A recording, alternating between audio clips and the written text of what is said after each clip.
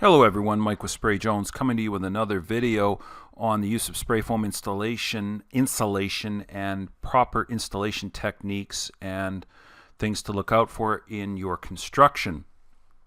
Today we're going to be talking about when do you really want to put your electrical wiring in when you're getting open cell or closed cell. It's very quite simple. You should have your rough-ins done as much as possible ahead of time. Now, I've done a specific video on electrical wires and how much they heat up and with the use of opening specifically closed cell foam, because that's what the test report was done to. So if you want to check that out, I've got it in the library. I'll put a link to that video on the screen. But today we're going over the practicality of, all right, you're getting foam insulation in your project, open or closed cell, what should I be doing? Obviously, it's a no-brainer that if you've got a plug going to the outside to feed electrical to the outside, so the electrical outlet will be facing towards the exterior, that plug and the wiring for it should be roughed in before, because the spray foam, open or closed cell, is going to go over the junction box or electrical box and the wiring. I have had one individual cut them in after the fact, and then you've got to go around and touch everything up, and it's just really counterproductive, because why pay to put spray foam on and then chip it away and then have to redo it? Somebody's going to have to pay for that. So always get the rough-ins done. But again, there are just rough-ins.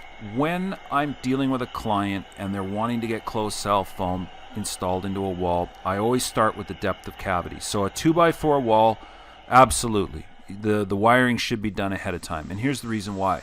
There's not a lot of depth. If you're putting 2.5, or even 3 inches into a 3.5-inch cavity, there's not a lot of room to run wiring after the fact and recess it without chipping away at the foam. So the electricians are going to be upset. Running of the boxes, recessing of the wire, drilling of the holes, the foam is just an impediment, and it's going to slow them down. They're going to want to charge more. So run the wiring ahead of time, run your boxes, run all your locations, get everything roughed in, get everything verified and checked, then put your closed cell foam in. When you're dealing with a 2x6 wall, depending on specification, could be 2-inch, could be 3-inch. In most situations, you still should do the rough-ins. And the reason being is that it's just cleaner and neater for the electricians to come in ahead of time and do it. There's no reason to be chipping away at the foam. Yes, on a 2-inch application on 2x6, you're not going to be coming anywhere near. The wiring would be floating in front of the insulation, so that's no problem. But if you're putting a 3 or a 4-inch application of closed cell foam into a 2x6, again, it applies. Get the wiring roughed in ahead of time. Alarms and speakers and any type of whizzy type items that you're going to want all can be roughed in after the fact. I prefer speakers and home entertainment center stuff and cabling to feed multimedia, all of that be done after the spray foam has been installed. That way you can obviously put it in clean and change it as you see fit. When you get into 2x6 and up, like 2x8 and 2x10, then you really aren't expecting the foam, even at a 2.5 or 3.5-inch application, to be coming anywhere near the electrical, so you can conceivably put the full value of closed cell foam in and then run the wiring after the fact. And if your electrician is not going to be too upset and grumpy about dealing with foam on the sides of studs and what have you, then yeah, you can go that way. I always say that when we're dealing with the penetrations through the wall, the electrical's got to be run. You know, you don't want to be hacking away at the foam and trying to run plugs to the outside and mounting the boxes. It's just very, very counterproductive. In commercial settings, usually we're seeing conduit and Armor-X cable and junction boxes, and everything's conduit based generally. And so the wiring in a 2x6 or 2x8 steel stud is going to be roughed in. Then the spray foam is going to be coming, because they've got certain procedures going where they want to have everything inspected. Steel studs are going to be up and inspected, then the electrical is going to be up and inspected, and then the spray foam. So rarely do we see situations where we've gone and put spray foam in. Although, if you are dealing with something like a basement, you can go and do the spray foam closed cell to the full value, 2 or 3 inches, whatever you've agreed upon, to the bare concrete, and then your entire framing, steel stud or wood stud, can be done ahead of the spray foam, and then all your electrical be placed in. And that's just a really, really good way to do it. A lot of times when we have braced basements where we are, like the basements, we have a lot of clay, there's a lot of moisture, and there's a lot of pressure inside the basement from the outside. The basements crack up, so they do what's called a braced basement, where they put steel channels ahead of the concrete to brace them. So then they've got a 6-inch or a 5-inch deep C-channel that's bracing the wall every 4 feet on center. A lot of times we'll put the framing in front of those C-channels. So we'll put the 2 or the 3-inch application of closed cell foam, and then from there put the framing in ahead of it. When dealing with roofs and attic spaces, whether you're going to have a vaulted ceiling or you're going to have a attic space that's flat or semi-vaulted, the electrical is going to be, the lighting anyhow, is going to be nowhere near where the spray foam is when you're putting the spray foam to the underside of the roof deck. So even on a low slope, you've generally got enough space. So if you've got 12 inches of space or 8 inches of space, because usually rafters are fairly significant in the design. Like if they're using 2x4 top and bottom cord, there's usually some sort of stick frame construction, and there's a hollow cavity and attic space. So if you put the spray foam closed cell to the underside of the roof deck, you've got, I don't know, a foot, 8, 9, 10 inches, 14 inches of space, maybe 2 feet of space between where the closed cell foam is and where the electrical is going to be going. So 2x10s, 2x12s, open web, 20-inch joists, or an engineered truss system, all of it, the electrical can be put in after the fact. And I always stress with my clients that I don't want to see large canisters or pot lights or any of those kinds of things. Run the wire. They can even figure out where the bracket's going to go, but don't install the bracket. LED lighting has helped a lot with that. They don't require quite the large, bulky canisters anymore.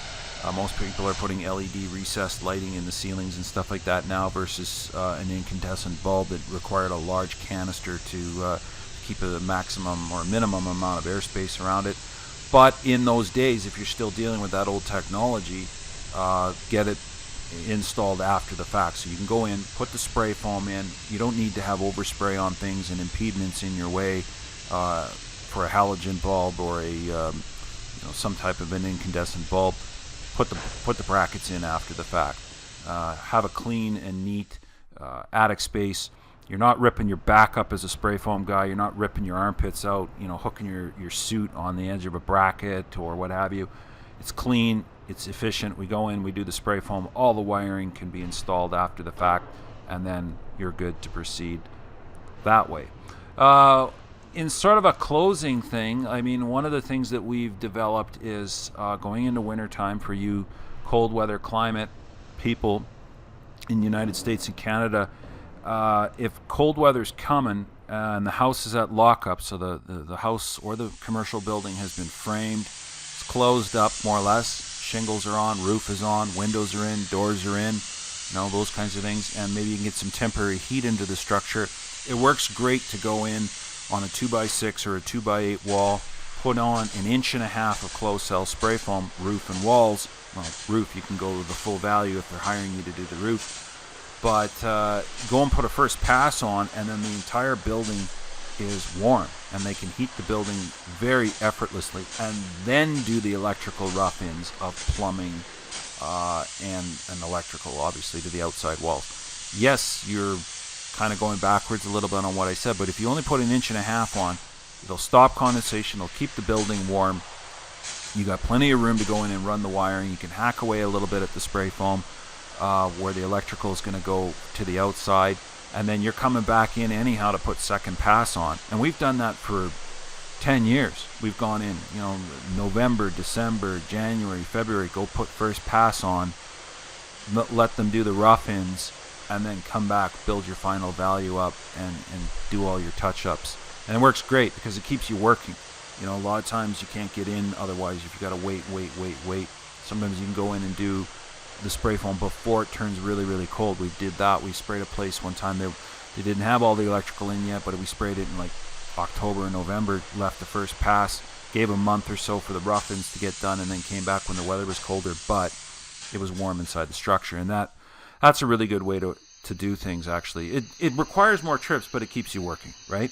You may not charge more for it because you made a deal with the client, but it gets you in and keeps you going when you otherwise would be sitting around waiting. So when you've got a choice, run in your electrical on your outside walls, run in your plumbing, and then get your closed cell or your open cell foam done. Obviously, with open cell foam, you're putting the full value. You're pretty well putting a 2x6 or a 2x4. You're filling it up flush and shaving it off. So you've got no choice. Electrical's got to be in. It's a no-brainer. You know, electrical's got to go in. Then insulation goes in. Then you can do either your vapor barrier or your sheetrock or both, depending on whether you need one or the other. With spray foam, closed cell, then you can do your caulking and do your trimming and all that sort of stuff, and do your checkouts and make sure everything is good. Then you're good to proceed with doing your board. So, and as far as electrical, adding electrical is concerned, because we're going to get somebody that'll make a comment on that if you've stayed this far in the video, I've rarely seen where changing electrical happens on a frequent basis. In 17 years of spraying foam and you know, paying the mortgage in life through what I spray, I've rarely seen where a lot of people have had a lot of change orders and it's been a huge problem. And it's never been an issue when the sheetrock is up. Now, you can run wiring behind the gyprock in front of the spray foam. Again, it's not an entirely full cavity, so you can run the wiring behind there and fish it through. But if you've sprayed something in and then decided, no, we have to move that and chip it out, well, it's happened 3 times in 17 years.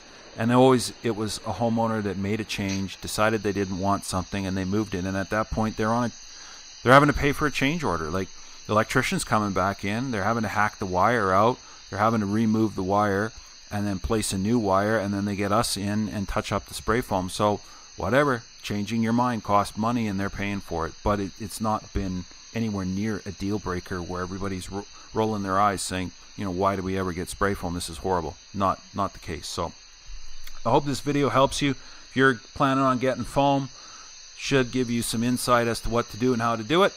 Click on the like and the subscribe, leave a comment, and we'll catch you on the newest and latest, greatest video.